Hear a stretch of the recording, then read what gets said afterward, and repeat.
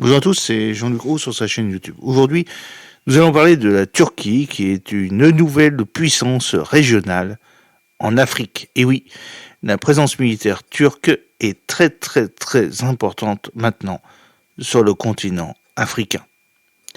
Cause et conséquences de l'accroissement de la présence diplomatique et commerciale de la Turquie sur le continent africain, Ankara dispose désormais d'une présence militaire en Afrique dont l'emprise se consolide d'année en année, qu'il s'agisse d'accords de coopération prévoyant notamment l'exportation de produits issus des industries de défense turques, et en passant par le déploiement de forces conventionnelles et officieuses, bien entendu. Alors, vous allez avoir une petite photo, un choc, avec les drones de combat turcs en Afrique. Cette petite carte en Afrique qui présente les pays utilisant ou ayant passé des drones Bayraktar TB2. Alors vous avez le Maroc, la Libye, l'Égypte, le Soudan, le Niger, le Mali, le Burkina Faso, le Nigeria, l'Éthiopie, la Somalie, le Kenya. Alors pour les pays qui sont intéressés par l'achat, mais qui l'ont pas encore fait, alors vous avez par exemple la République démocratique du Congo, et puis l'Ouganda.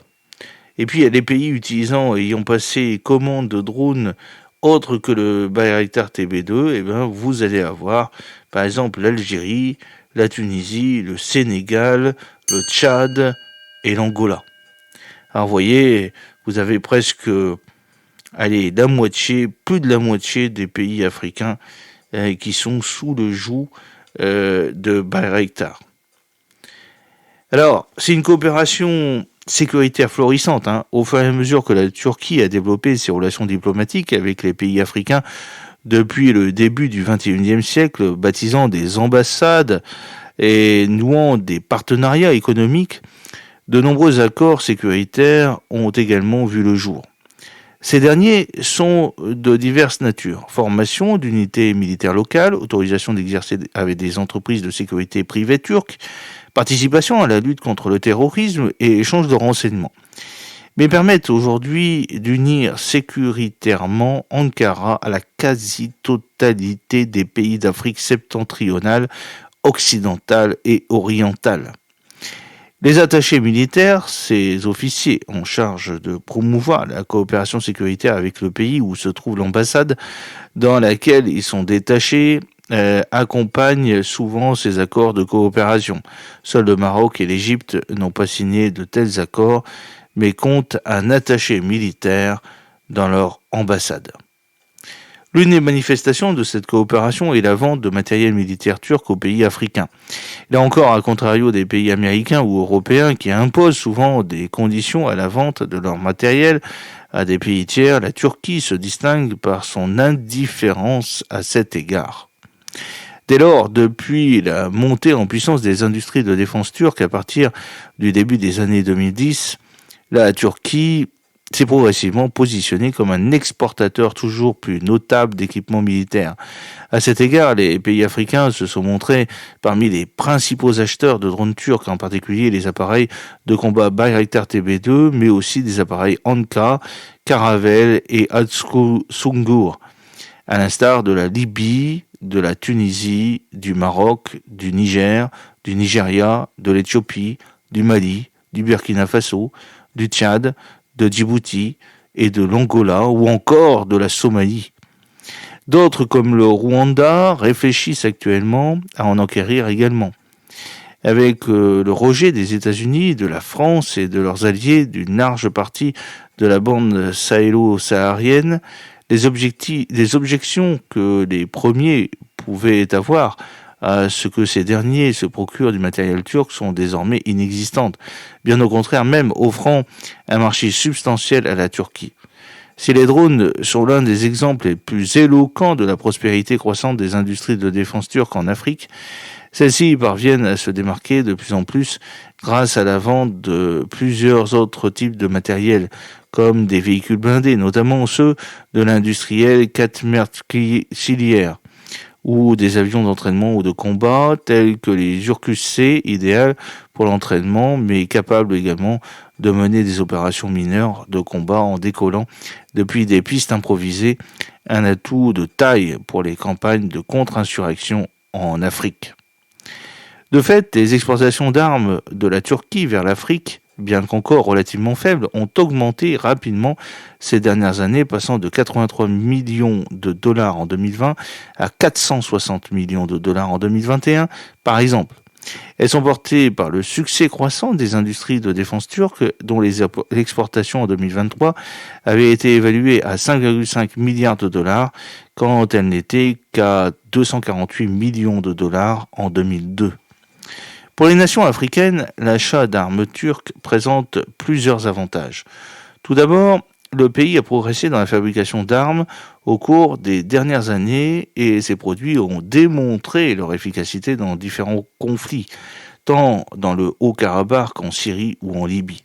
Deuxièmement, les armes turques, en particulier les drones, sont généralement moins coûteux et plus faciles à utiliser d'un point de vue éthique et juridique, comme évoqué précédemment, que celles des États-Unis et de leurs alliés. Enfin, acheter à la Turquie permet aux États africains d'obtenir des armes modernes sans avoir à s'engager auprès des États-Unis, de la Russie ou de la Chine, et partant ont le sentiment de préserver l'intégrité de leur souveraineté nationale. Ce rôle d'acteur externe permet ainsi à la Turquie d'envisager des coopérations sécuritaires inédites et articulées autour d'un partenariat gagnant-gagnant. Jusqu'en 2021, 150 millions de dollars ont, par exemple, été offerts par la Turquie à la Tunisie, sous forme de prêts sans intérêt, pour l'achat d'équipements militaires turcs. Tunis, dont l'armée se trouvait dans un état critique, tant financièrement que du point de vue des équipements, a ainsi pu amorcer une nouvelle modernisation, tandis que les industries de défense turques ont pu trouver un nouvel importateur de leurs produits. Alors des forces turques de plus en plus présentes à travers l'Afrique. Vous allez avoir donc une autre petite carte où on voit la présence en Algérie, mais aussi en Tunisie, en un peu partout, en Afrique. Vous avez par exemple à Mogadiscio 2000 soldats, au Niger 1000 soldats. À Misrata, 3000 soldats, etc. Il y en a un peu partout. Voilà. Alors, marqueur de l'acceptation croissante de la puissance turque en Afrique, les forces armées de la Turquie sont parvenues à prendre pied en plusieurs points du territoire africain ces dernières années. La première base a été installée en Somalie, à la tête de pont d'Ankara en Afrique, le 1er octobre 2017. Le chef d'état-major de l'armée turque et aujourd'hui ministre de la Défense inaugurait la base Turksoum au sud-est de Mogadiscio. Si celle-ci doit avant tout servir à entraîner 10 000 soldats somaliens, en 2023, 5 000 soldats avaient été déjà formés, elle fournit un pied-à-terre à l'armée turque dans la corne de l'Afrique, cette base étant, lors de sa construction, la plus grande base militaire turque à l'étranger. La présence de cette base est d'autant plus importante que le Parlement turc a approuvé le 27 juillet 2024 le déploiement de la marine turque au large de la Somalie afin d'y sécuriser les activités d'exploration offshore turques prévues dans les eaux territoriales somaliennes à l'issue d'un accord signé moins d'une dizaine de jours plus tôt, le 19 juillet 2024. Ce déploiement de la marine turque au large de la Somalie n'est peut-être pas étranger non plus à un accord signé en février 2024 entre Ankara et Mogadiscio, stipulant que les forces navales turques s'engageraient à reconstruire une nouvelle flotte somalienne et à défendre l'intégrité territoriale maritime du pays. Un avertissement clairement adressé à l'Éthiopie, engagée depuis plusieurs mois dans un bras de fer avec la Somalie en raison de la signature le 1er janvier 2024 entre Addis Abeba et Harare, capitale de la région somalienne sécessionniste du Somaliland, d'un accord octroyant l'accès à l'Éthiopie à une partie du littoral somalien et partant dans la mer Rouge. Alors, La Turquie est d'ailleurs actuellement à la manœuvre afin de trouver une résolution aux différends opposant la Somalie et l'Éthiopie, dont elle a accueilli plusieurs délégations sur son sol afin que puissent être menées des négociations entre les protagonistes. Peu de temps après l'établissement de la base turque en Somalie, c'est en Libye que l'armée turque est parvenue à se déployer. Après la signature le 27 novembre 2019 d'un accord politico-économique entre Ankara et Tripoli, redéfinissant les délimitations maritimes en ART 3093 Méditerranée orientale afin de permettre à la Turquie de légitimer les opérations d'exploitation ou d'exploration des gisements gaziers qu'elle s'apprêtait à y mener. Un nouvel accord militaire cette fois sera signé entre les deux alliés le 21 décembre de la même année, entérinant le déploiement de l'armée turque en Libye afin de venir au secours des forces tripolitaines en grande difficulté face aux combattants du maréchal Haftar. Le 5 janvier 2020, les premiers soldats turcs posent le pied en Libye. Dans les mois qui suivront, leur appui aux troupes du gouvernement de Tripoli se montrera déterminant et poussera le Parlement turc à reconduire systématiquement leur mandat à opérer sur le sol libyen. Dans le cadre de leur déploiement et de l'alliance unissant désormais Ankara à Tripoli, les forces turques disposent de 2 bases en Libye, une base navale et terrestre à Misrata et une base aérienne à Al-Vatsiva, toujours active aujourd'hui.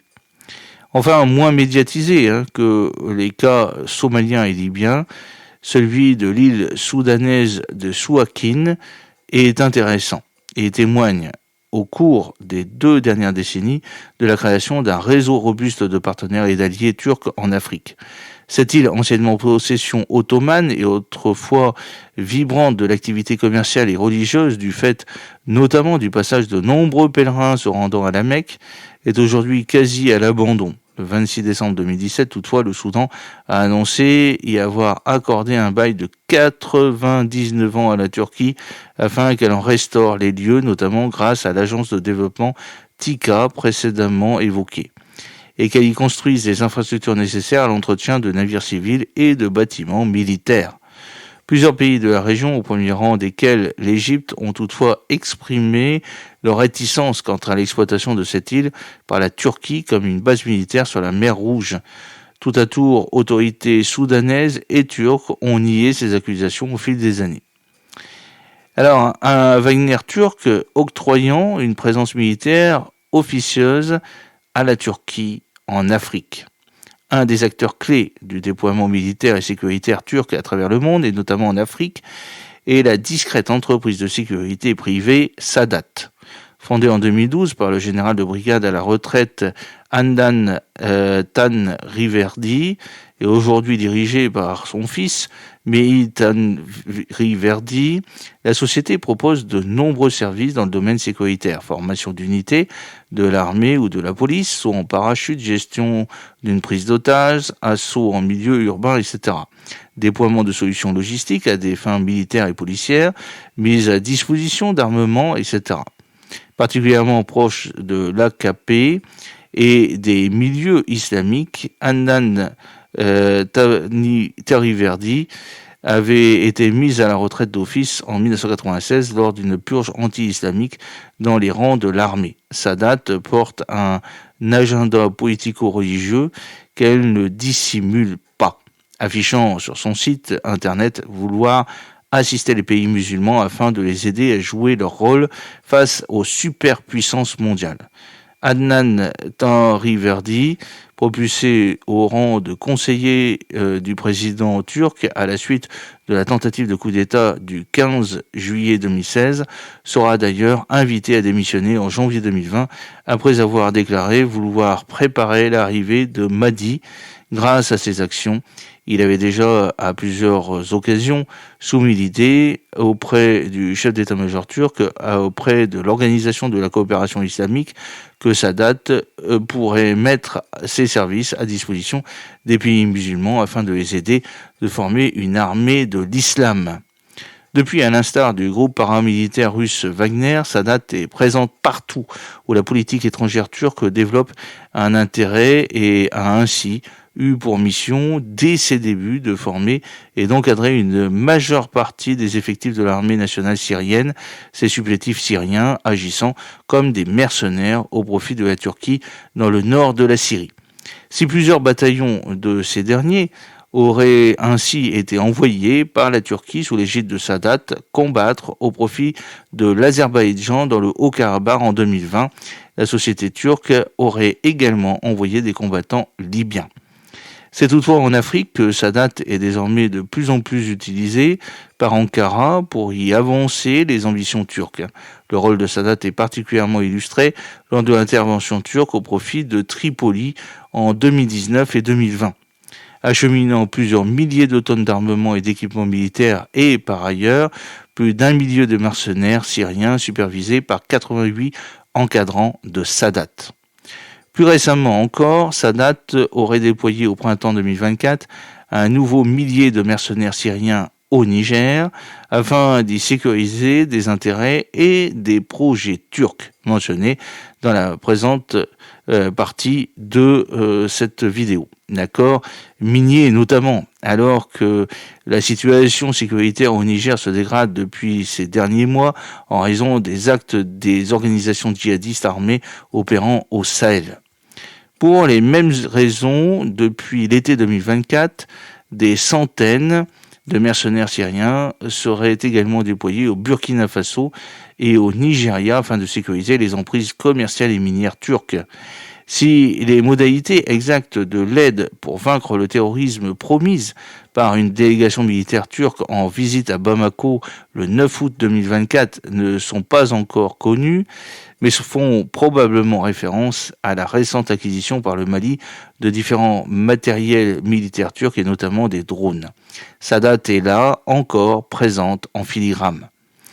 Elle aurait, depuis peu, en charge la sécurité du chef de la junte malienne, Assimi Goïta, peu enclin à se fier à des militaires maliens au vu des coups d'État ayant touché l'Afrique ces dernières années, notamment au Sahel, et commis pour la plupart par des responsables de la garde prétorienne du chef déchu.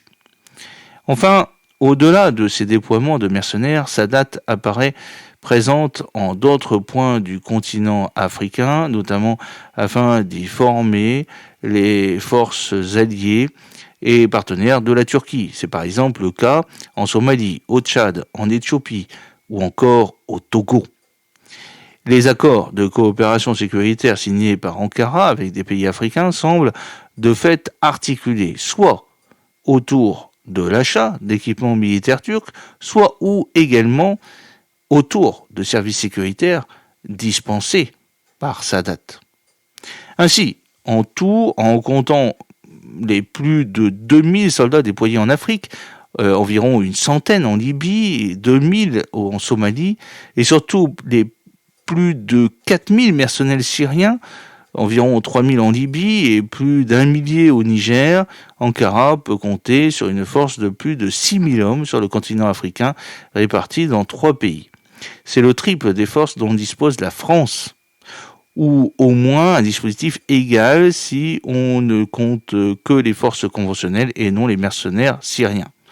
Puissance historique en Afrique qui, d'ici quelques mois, selon la réarticulation du dispositif militaire africain annoncé par le président Emmanuel Macron en juin dernier, devrait totaliser environ 2000 hommes, une centaine au Sénégal, Côte d'Ivoire et Gabon, environ 300 au Tchad et 1450 à Djibouti. La Turquie apparaît ainsi comme une puissance régionale en Afrique aujourd'hui. En effet, elle est en mesure d'exercer désormais une influence significative sur les activités politiques, économiques et militaires du continent africain. Si certaines régions africaines apparaissent davantage exposées à l'influence turque, notamment l'Afrique du Nord ou l'Ouest et l'Est, celle-ci tend à s'étendre dans l'intégralité du continent, d'autant plus que les pays africains se montrent particulièrement ouverts à l'investissement diplomatique, économique et sécuritaire de la Turquie. Troisième voie, si l'on est au milieu des grandes puissances russes, chinoises, américaines ou européennes, la Turquie est parvenue à se frayer un chemin au sein de l'échiquier géopolitique africain, remportant l'adhésion et la bienveillance de nombreux pays davantage à la recherche d'un partenaire que d'un mentor. À cet égard, les succès de la stratégie turque en Afrique apparaissent chaque jour plus visibles, entre succès commerciaux majeurs, accords économiques, notamment énergétiques, inédits ou encore projections de moyens militaires concurrençant désormais ceux des puissances européennes, alors que l'Iran, les pays de la péninsule arabique ou encore Israël entendent également se positionner en Afrique et profiter du vacuum laissé par les États-Unis et l'Europe. La Turquie apparaît au centre d'une compétition où elle jouit déjà d'une confortable avance. Voilà, j'espère que cette petite vidéo vous a plu. N'oubliez pas de cliquer sur le pouce pour la promouvoir, de vous abonner si ce n'est pas encore fait et de partager cette vidéo sur vos réseaux sociaux. À très bientôt, fidèlement, Jean-Luc O.